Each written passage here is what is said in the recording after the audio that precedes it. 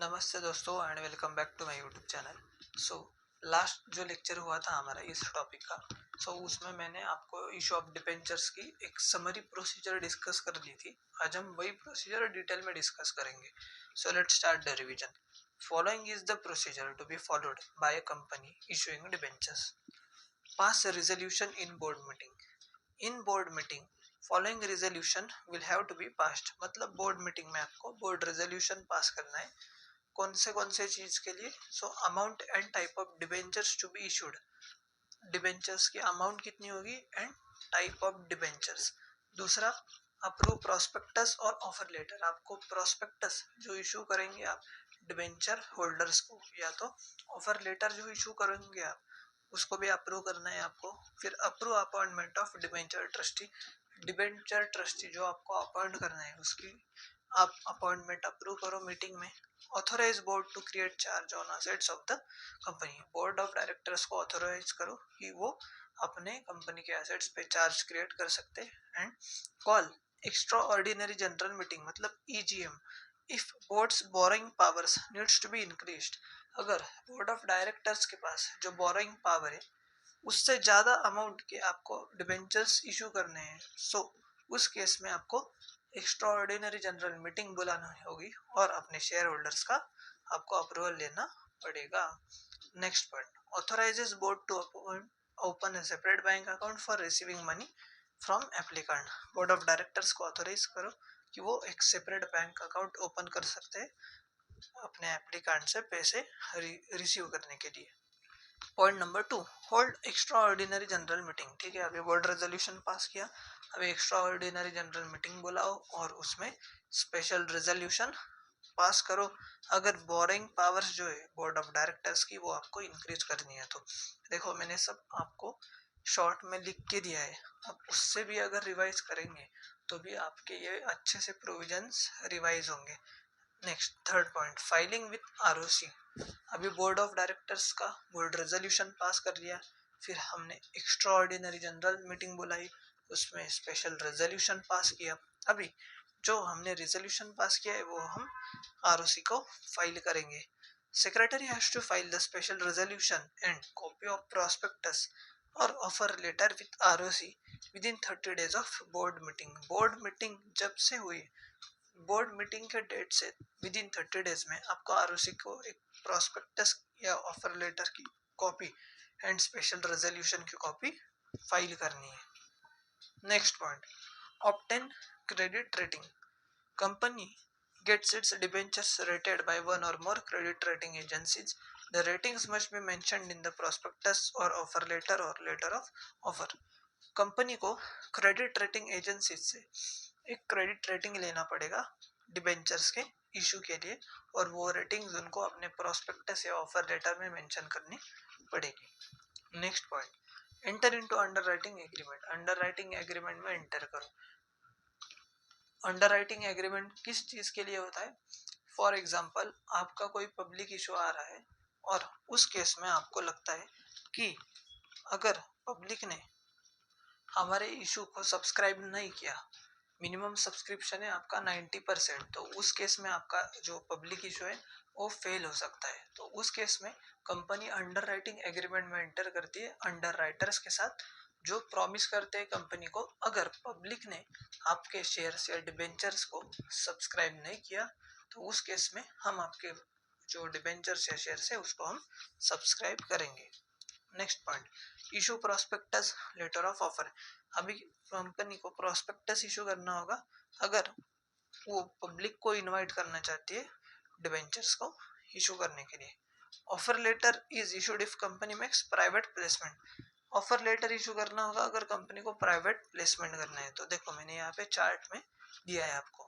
Prospectus issue करो अगर public issue है तो, और ऑफर लेटर इशू करो अगर प्राइवेट प्लेसमेंट है तो। Next point, separate bank account open करो एक शेड्यूल कमर्शियल बैंक में। किसके लिए? जो एप्लीकेंट से आपको पैसा मिलेगा उसके लिए। Next point, receiving application money. Subscribers will submit their application along with the required amount to specified bank. अभी सब्सक्राइबर्स जो है डिबेंचर्स के, वो एप्लीकेशन के साथ रिक्वायर्ड अमाउंट सबमिट करेंगे। Next point, hold board meeting after the issue closes. एक बार आपका डिबेंचर का इशू क्लोज हो गया, उसके बाद एक बोर्ड मीटिंग बुलाओ और उसमें अप्रूव करो allotment of debentures. Next point, issue of debenture certificate. Allotment procedure has to be completed within 60 days from the receipt of application money. जब कंपनी के पास एप्लीकेशन मनी मिला है उस डेट से 60 डेज में अलॉटमेंट का प्रोसीजर कंप्लीट होना चाहिए। Company has to issue debenture certificate within 6 months from allotment of debentures. और कंपनी डिबेंचर सर्टिफिकेट इशू करेगी अपने डिबेंचर होल्डर्स को within 6 months from allotment of debentures. जिस दिन कंपनी ने डिबेंचर्स अलॉट किए उसके 6 महीने के अंदर डिबेंचर सर्टिफिकेट कंपनी को इशू करना होगा। Make entries in the register of debenture holders. अभी कंपनी सेक्रेटरी जो होगा कंपनी के पास अगर होगा तो वो एंट्रीज करेगा रजिस्टर ऑफ डिबेंचर होल्डर्स में 7 दिन के अंदर बोर्ड का अप्रूवल आने के बाद। किस चीज के लिए? अलॉटमेंट का अप्रूवल आने के बाद। सो ये आपकी पूरी प्रोसीजर है। एक बार हम समरी वे में फिर से रिवाइज करेंगे।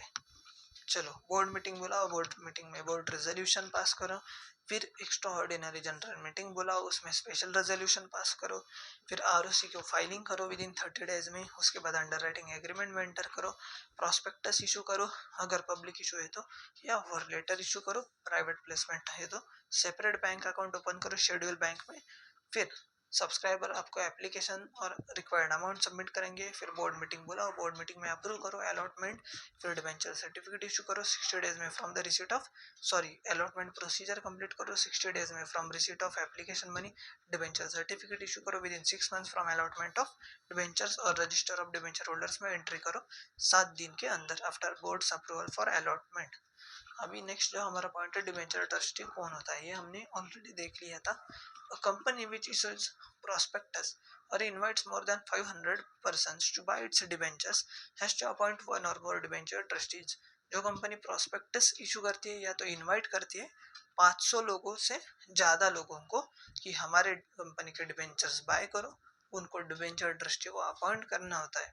Company is issuing secured debentures also must appoint debenture trustees.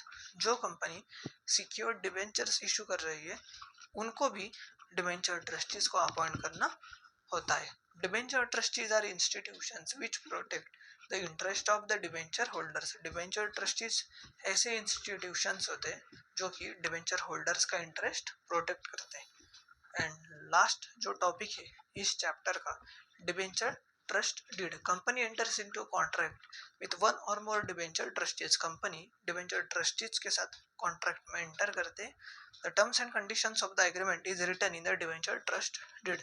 Terms and conditions जो होते हैं उस एग्रीमेंट के वो रिटन फॉर्म में होते हैं और वो डिबेंचर ट्रस्ट डीड में सब terms and conditions clearly mention होते हैं। It is a legal instrument, ये एक लीगल इंस्ट्रूमेंट है conveying the assets of a company, जो कि कन्वे करती है कंपनी के assets to the trustee. So finally हमारा चैप्टर नंबर 4 जो है आपका एसपी का इशू ऑफ डिबेंचर्स, वो पूरा का पूरा हमने रिवाइज कर लिया है अच्छे से। अभी chapter number 1, chapter number 2, chapter number 3 and chapter number 4, चारों एसपी के चैप्टर्स के आपको मैंने डिटेल में रिवाइज करा दिया है। यूट्यूब पे प्लेलिस्ट भी है उसकी, वो आप जाके चेक करो अगर आपने कोई लेक्चर्स मेरे मिस किए होंगे तो। अभी हम एसपी का चैप्टर नंबर जो 5th है डिपॉजिट्स वाला, वो अभी थोड़े दिनों के बाद हम रिवाइज करेंगे। उसके पहले मुझे कुछ अकाउंट्स के भी लेक्चर्स अपलोड करने हैं यूट्यूब पे, तो वो मैं पहले करूँगा और उसके बाद हम डिपॉजिट्स भी रिवाइज करेंगे। यस, सो आज के लिए बस इतना ही। अगर आपको ये लेक्चर पसंद आया होगा तो लाइक कीजिए, चैनल को सब्सक्राइब कीजिए और अपने दोस्तों के साथ भी ज़रूर शेयर कीजिएगा। Tata, bye bye.